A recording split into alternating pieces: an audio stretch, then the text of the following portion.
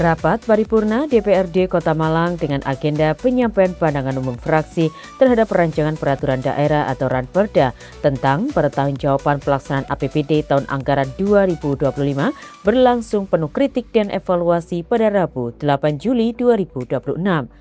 Rapat yang dipimpin oleh Wakil Ketua 2 DPRD Kota Malang, Trio Agus Purwono itu dihadiri oleh Wali Kota Malang Wahyu Hidayat, Ketua DPRD Amitia Rananggani Siraduhita, Wakil Ketua 1 Haji Abdurrahman, Sekda Kota Malang, para Kepala OPD, Camat, unsur Forkopimda, Sekretaris Dewan, serta 24 anggota Dewan Kota Malang. Assalamualaikum pemirsa, apa kabar Anda di kesempatan kali ini? Senang sekali saya Yulida Kristia bisa hadir kembali menyapa Anda. Nah pemirsa, kali ini saya berada di ruang rapat paripurna gedung DPRD Kota Malang yang berada di Jalan Tugu, Kecamatan Kelojen, Kota Malang, di mana pada hari Rabu 8 Juli 2026 Dewan Perwakilan Rakyat Daerah Kota Malang akan menggelar paripurna dengan agenda yakni penyampaian pandangan umum fraksi terhadap Ranperda pertanggungjawaban pelaksanaan APBD tahun anggaran 2025. Seperti apa rangkaian rapat paripurna di kesempatan kali ini? Mari kita simak informasinya untuk Anda.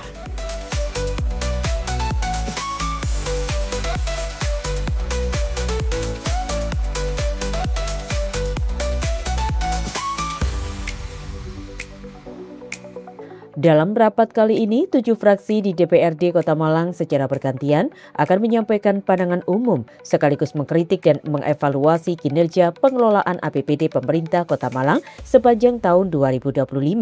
Meski pemerintah kembali berhasil mempertahankan opini wajar tanpa pengecualian atau WTP dari Badan Pemeriksaan Keuangan atau BPK, mayoritas fraksi menilai keberhasilan administratif tersebut belum sepenuhnya sejalan dengan kualitas belanja daerah yang berdampak langsung kepada masyarakat. 7 fraksi yakni fraksi PDIP, PKB, PKS, Gerindra, Golkar, Demokrat PAN, dan Nasdem PSI menyampaikan pandangan umum terhadap Ranperda pertanggungjawaban APBD tahun anggaran 2025. Rapat paripurna Dewan yang terhormat dan hadirin yang berbahagia, menurut daftar hadir yang telah ditandatangani oleh anggota Dewan, dari 45 anggota Dewan, telah hadir 24 orang dan belum hadir 21 orang.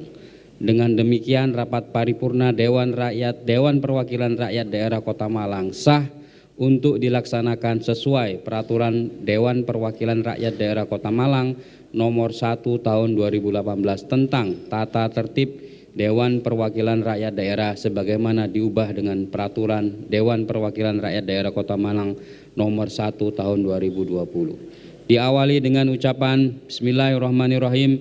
Rapat paripurna Dewan Perwakilan Rakyat Daerah Kota Malang dengan agenda penyampaian pandangan umum fraksi terhadap Ranperda pertanggungjawaban pelaksanaan APBD tahun anggaran 2025 pada hari ini Rabu tanggal 8 Juli tahun 2026 tepat pukul 10:20 WIB. Secara resmi saya nyatakan dibuka dan terbuka untuk umum. Fraksi yang pertama menyampaikan PU-nya, yakni fraksi PDI Perjuangan yang dibacakan langsung oleh juru bicaranya, yakni Ahmad Zakaria. Fraksi PDI Perjuangan menilai terdapat anomali dalam pengelolaan APBD. Menurutnya, pada APBD perubahan pemerintah mengajukan tambahan belanja sebesar 183,80 miliar rupiah. Namun realisasi belanja justru lebih rendah 120,82 miliar rupiah dibanding APBD murni. Akibatnya defisit yang sebelumnya diproyeksikan sebesar 204,72 miliar berubah menjadi surplus 98,80 miliar sehingga menghasilkan silpa sebesar 303,52 miliar atau meningkat 48,26% dibandingkan tahun sebelumnya. Struktur belanja daerah sangat tidak sehat dan tidak berpihak pada pembangunan jangka panjang. Belanja operasi memakan porsi mayoritas absolut yaitu 91,40%. Sedangkan belanja modal untuk pembangunan infrastruktur dan layanan dasar kota hanya disisakan 8,54% atau sebesar 208,72 miliar. Meskipun serapan belanja modal mencapai 95,60%, volumenya terlalu kerdil untuk menjawab kebutuhan real Kota Malang. Misalnya untuk penanganan banjir, kemacetan, dan perbaikan fasilitas publik. Sisa anggaran terbesar justru bersumber dari belanja pegawai dan barang jasa sebesar 213,12 miliar. Fraksi PDI Perjuangan juga menilai struktur belanja daerah masih belum ideal. Belanja operasi mencapai 91,40% dari total belanja modal. Sementara belanja modal yang berkaitan langsung dengan pembangunan infrastruktur dan pelayanan publik hanya 8,54% atau sekitar 208,72 miliar. Indikator makro memang tampak indah di atas kertas dengan capaian pertumbuhan ekonomi 5,92%, IPM 8,55%, kemiskinan turun 3,8%. Namun data mikro pada lampiran 1.4 membongkar fakta bahwa anggaran kita tidak bekerja secara transformatif untuk masyarakat kelas bawah. A. Tingkat pengangguran terbuka Kota Malang masih lebih tinggi dari rata-rata Jawa Timur. Tragisnya di tengah masalah pengangguran ini, program bersentuhan langsung dengan sektor real justru tidak terserap dengan baik. Mohon penjelasan. B. Program hubungan industrial hanya terserap 25,97%. Mohon penjelasan. C. Program pelatihan kerja hanya terserap 55,73%. Mohon penjelasan. D. Rehabilitasi sosial hanya 56,85% dan pelindungan sosial hanya 66,20%. Mohon penjelasan. E. Penanganan pelanggaran perda hanya terserap 5,81%, tetapi indikator laporan diklaim tercapai. Mohon penjelasan. F. Bagaimana pemerintah menjelaskan paradoks ini? Di satu sisi angka TPT kita masih tinggi, tetapi di sisi lain anggaran pelatihan kerja bagi pencari kerja disisakan hampir separuhnya dan target pemanfaatan tidak terpenuhi, di mana sensitivitas Dinas Tenaga Kerja dan Dinas Sosial terhadap kondisi real masyarakat. Mohon penjelasan. G. Dan mengapa program pengawasan oleh Inspektorat hanya terserap 64,16%? Bagaimana fungsi pengawasan internal bisa berjalan optimal untuk mengawal akuntabilitas OPD jika anggarannya sendiri tidak dioptimalkan?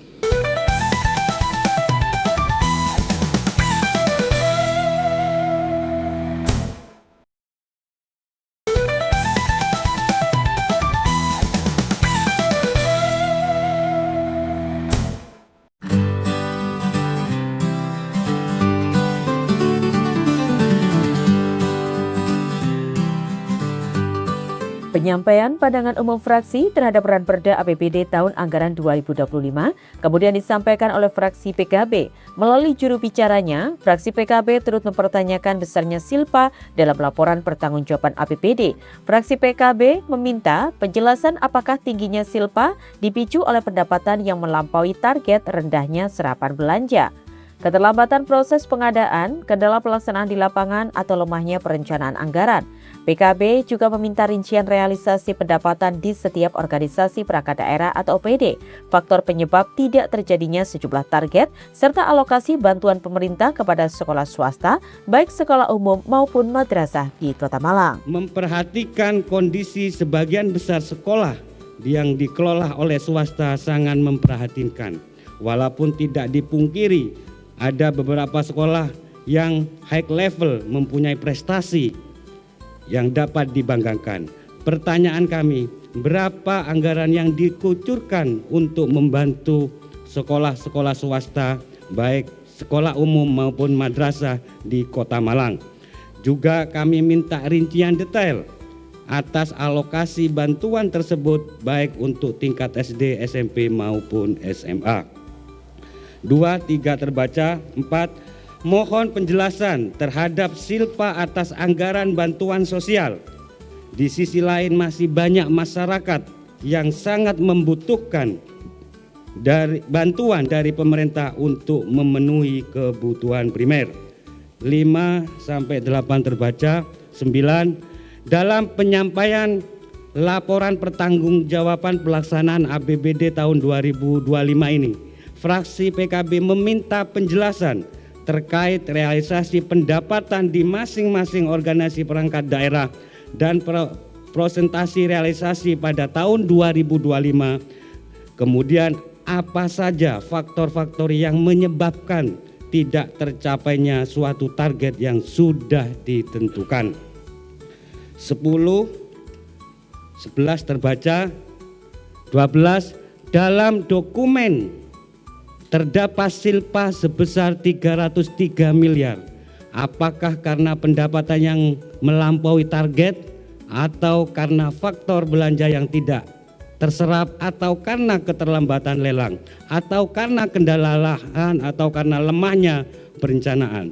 Fraksi PKB meminta penjelasan yang menjadi penopang besarnya silpa tersebut. Fraksi PKS juga memberikan apresiasi terhadap sejumlah capaian pemerintah Kota Malang. Di antaranya adalah pertumbuhan ekonomi sebesar 5,92% serta pendapatan asli daerah atau PAD yang melampaui target hingga 105,40%.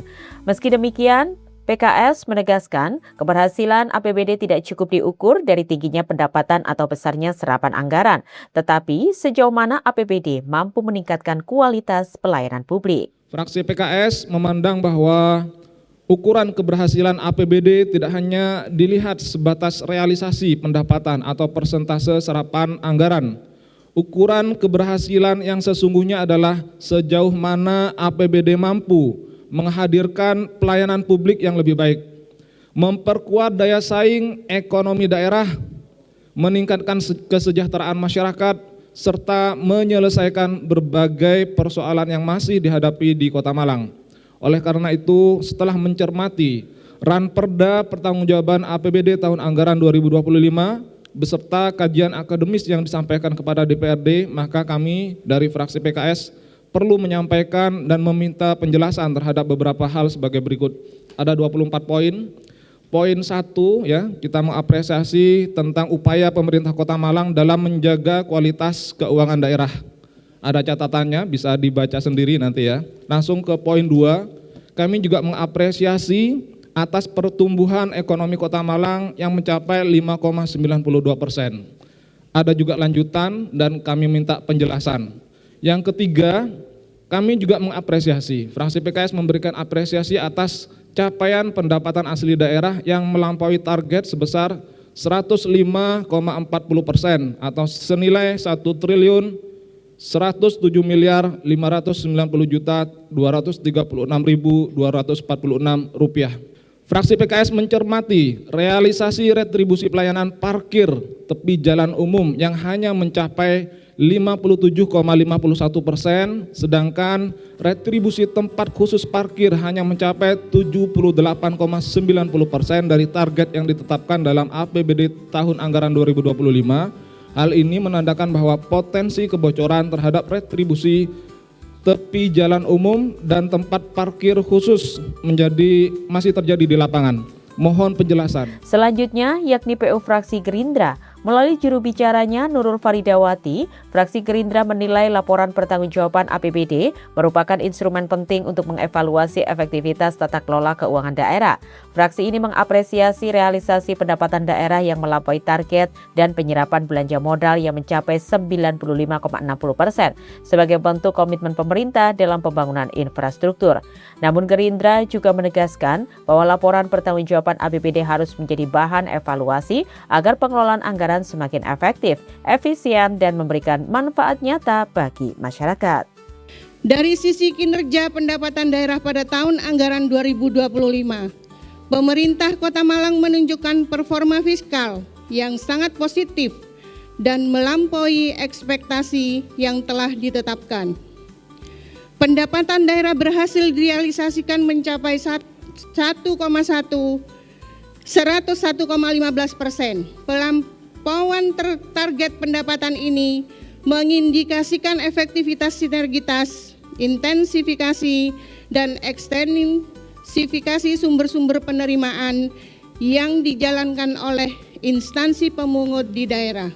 Sementara itu, alokasi belanja daerah pada tahun anggaran 2025 terrealisasi sebesar 89,90%. Penyerapan anggaran belanja ini didominasi oleh belanja operasi yang meliputi komponen belanja pegawai serta belanja barang dan jasa untuk menjaga kelangsungan mutu pelayanan publik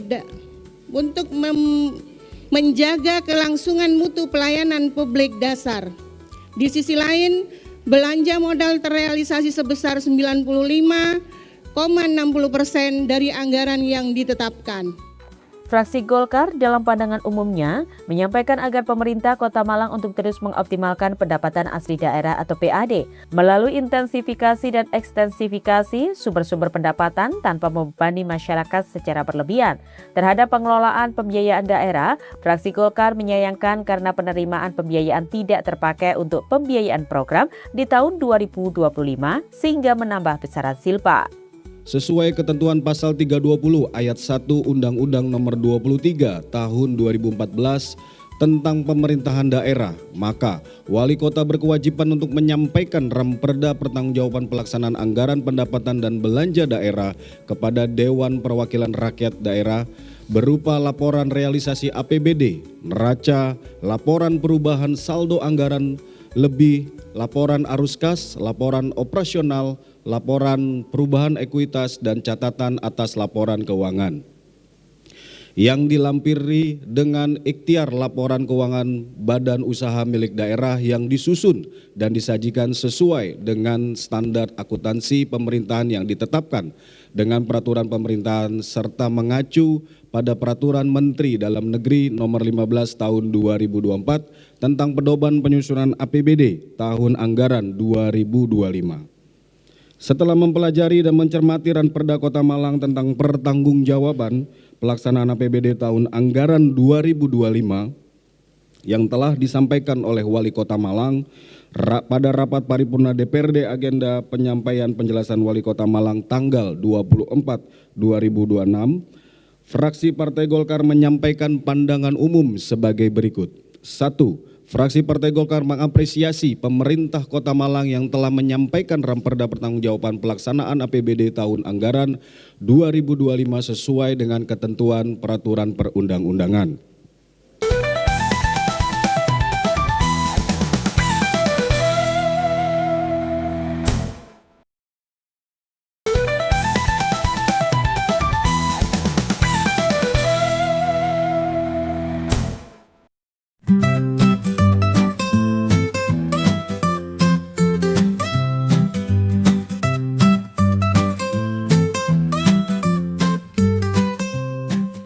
Kemudian fraksi Damai DPRD Kota Malang masih mempertanyakan upaya-upaya yang dilakukan oleh BKAD perihal sertifikasi aset daerah yang hingga saat ini masih belum tuntas. Padahal jika optimalisasi aset daerah bisa 100% akan berimbas positif pada aset yang kuat dan juga bisa menambah PAD Kota Malang. Terkait retribusi sampah yang seharusnya ditanggung oleh pemerintah di Kota Malang, malah sebaliknya. Retribusi sampah dibebankan kepada masyarakat mulai dari sumber aslinya, rumah tangga, hingga ke TPS, hingga ke pembuangan akhir. Dari rumah tangga ke tempat penampungan sementara dibebankan kepada lingkungan masing-masing. Hal ini dibuktikan dengan diberlakukannya pungutan iuran dari warga oleh ketua RT yang besarannya bervariasi. Ada 15.000 ataupun 20.000 per bulan. Kedua, dari tempat penampungan sementara ke tempat pembuangan akhir juga dibebankan ke masyarakat. Akan tetapi caranya berbeda. Yang pertama, langsung ditangani oleh masyarakat. Yang kedua, masyarakat diwajibkan membayar melalui pembayaran PDAM yang per bulannya terkumpul 19 miliar. Hal ini sebenarnya bertentangan dengan Undang-Undang Nomor 18 Tahun 2008 tentang pengelolaan sampah. Dalam pasal 2 Undang-Undang Nomor 18 Tahun 2008 ini menjelaskan bahwa sampah yang dikelola oleh pemerintah antara lain sampah rumah tangga, sampah sejenis sampah rumah tangga, dan sampah spesifik.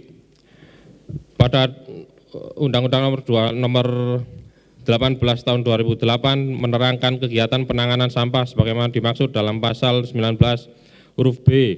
Kegiatan pengelolaan sampah meliputi pemilahan, pengumpulan, pengangkutan, pengolahan dan pemrosesan semua ditanggung oleh pemerintah. Terakhir, yakni pandangan umum fraksi Nasdem PSI.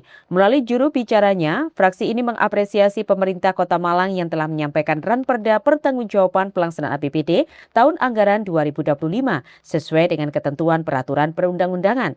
Capaian ini menjadi motivasi untuk terus meningkatkan kualitas tata kelola keuangan daerah yang transparan, akuntabel, efektif, dan berorientasi pada hasil agar tata kelola keuangan semakin baik. Yang kedua, fraksi Nasdem PSI DPRD Kota Malang memandang silpa tahun anggaran 2025 ini sebesar 303 miliar ini cukup besar. di mana di sisi lain menunjukkan bahwa kinerja pemerintah Kota Malang kurang maksimal dalam perencanaan anggaran hingga kinerja penyerap anggaran untuk kepentingan masyarakat luas. Jika dibandingkan pada beberapa tahun sebelumnya, silpa APBD Kota Malang cenderung besar karena ada yang dialokasikan dalam belanja tidak terduga atau BTT. Namun pada tahun anggaran 2025 ini, BTT tidak begitu besar dianggarkan, namun silpa juga cenderung besar. Menurut data yang diterima fraksi Nasdem PSI DPRD Kota Malang, sisa anggaran terbesar justru dari belanja pegawai dan belanja barang dan jasa, yang mana ini menunjukkan perencanaan anggaran yang lemah dari pemerintah. Terkait hal ini mohon penjelasan. Ketiga, fraksi Nasdem PSI DPRD Kota Malang memandang upaya dalam menekan belanja pegawai agar mendekati amanat undang-undang harus terus diupayakan dan dibuat roadmap oleh pemerintah Kota Malang. Harus diakui berbagai daerah di Kota Malang sudah mengajukan relaksasi belanja pegawai. Namun berbagai daerah juga melakukan berbagai terobosan untuk menekan jumlah belanja pegawai. Fraksi Nasdem PSI DPRD Kota Malang dalam berbagai kesempatan pada forum paripurna kerap meminta dan mendorong pemerintah Kota Malang agar menekan anggaran belanja pegawai agar sesuai dengan amanat undang-undang. Namun pada faktanya belanja pegawai yang dialokasikan lebih dari 40% ternyata menyisakan silpa yang besar. Menurut fraksi Nasdem PSI DPRD Kota Malang, silpa pada belanja pegawai yang cukup besar bisa dikarenakan berbagai faktor. Di antaranya dikarenakan ada banyaknya informasi yang kosong pada jabatan struktural dan hingga saat ini pemerintah Kota Malang belum melakukan pengisian jabatan termasuk proyeksi tunjangan yang besar. Sehingga jika kondisi ini terus berjalan maka tiap tahun akan ada silpa besar dari sektor ini. Terkait hal ini mohon penjelasan. Menanggapi hal tersebut, Wali Kota Malang Wahyu Hidayat menyatakan bahwa penjelasan rinci terhadap seluruh pertanyaan fraksi akan disampaikan pada agenda jawaban Wali Kota. Lebih lanjut dikatakan bahwa tingginya silpa dipengaruhi berbagai faktor, mulai dari efisiensi anggaran, perubahan regulasi pemerintah pusat, hingga sejumlah program tidak dapat direalisasikan. Kita akan evaluasi terkait dengan hal tersebut, karena memang terkait dengan target untuk bisa direalisasikan, tiap ini punya kendala-kendala. Kendala-kendalanya salah satunya ya tadi itu, jadi ada regulasi yang baru kadang-kadang tidak bisa, kemudian ada persyaratan-persyaratan yang tidak terpenuhi, akhirnya tidak bisa dicairkan, ataupun juga ada selisih terkait dengan proyek-proyek ya, tender itu juga itu yang bisa menjadikan silpa ini juga semakin tinggi. Gitu. Kalau kaitannya dengan aturan, ya biasanya itu berkaitan tentang yang bersumber dari dana bagi hasil DBH gitu. Itu kemudian kan biasanya secara teknis turunnya itu di tengah-tengah memang biasanya, atau mungkin setelah kita sudah merencanakan mau dibelanjakan untuk apa, ternyata ada beberapa yang tidak bisa dibelanjakan gitu. Itu juga salah satu. Nah, yang menjadi catatan kami dari tahun ke tahun sebetulnya penggunaan DBH itu kita berharap bisa lebih luas lagi sasarannya, karena memang ada beberapa sasaran yang masih belum terakomodir melalui penggunaan DBH itu.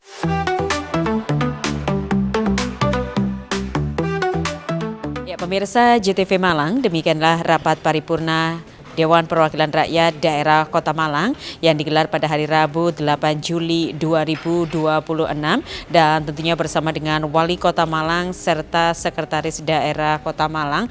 Tadi terkait dengan pembahasan ini Ketua DPRD Kota Malang Amitiyara Nagari Siraduhita juga menyampaikan agar silpa yang diprioritaskan ini bisa membantu untuk kebutuhan dasar masyarakat yang berada di kawasan Kota Malang. Dari Kota Malang, saya Yulida Kristia dan juru kamera Rifki Aminullah pamit undur. Terima kasih dan wassalamualaikum.